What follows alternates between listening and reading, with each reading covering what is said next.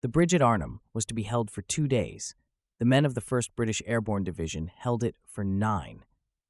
This is the story of 10,000 soldiers who landed with high hopes and fought until only a shattered remnant could escape. Operation Market Garden, launched on September 17, 1944, was a bold Allied plan to end the war by Christmas. While ground forces advanced up a single highway, airborne troops would seize key bridges in the Netherlands.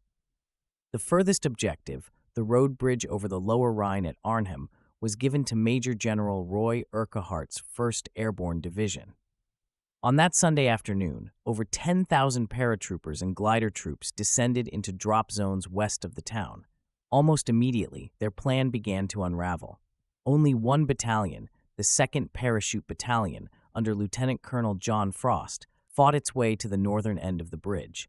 The rest of the division was pinned down by fierce German resistance, including unexpected SS Panzer units refitting in the area.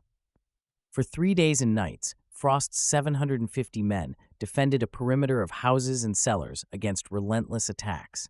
They fought with PIAT anti-tank weapons, firing 3-pound projectiles that could disable a Panzer at close range, and Bren guns that fired 500 rounds per minute from their 30-round magazines.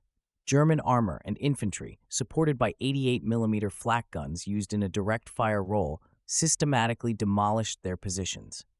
By Thursday, September 21st, with no ammunition and no relief, the last defenders at the bridge were overrun. The remainder of the division, now concentrated in a shrinking perimeter at Oosterbeek, endured a merciless bombardment from 150mm howitzers and constant infantry probes. Resupply drops fell into German hands, and a Polish parachute brigade's attempt to reinforce from the south bank was largely thwarted by the swollen river. On the night of September 25th, Operation Berlin commenced. Under cover of darkness and a heavy rainstorm, some 2,400 exhausted survivors were ferried across the Rhine in small boats to safety. Over 1,500 had been killed and more than 6,500 captured. The bridge, famously labeled "a bridge too far," remained in German hands. The failure at Arnhem meant the war would continue into another bitter winter. Yet, the epic stand forged an unparalleled legacy.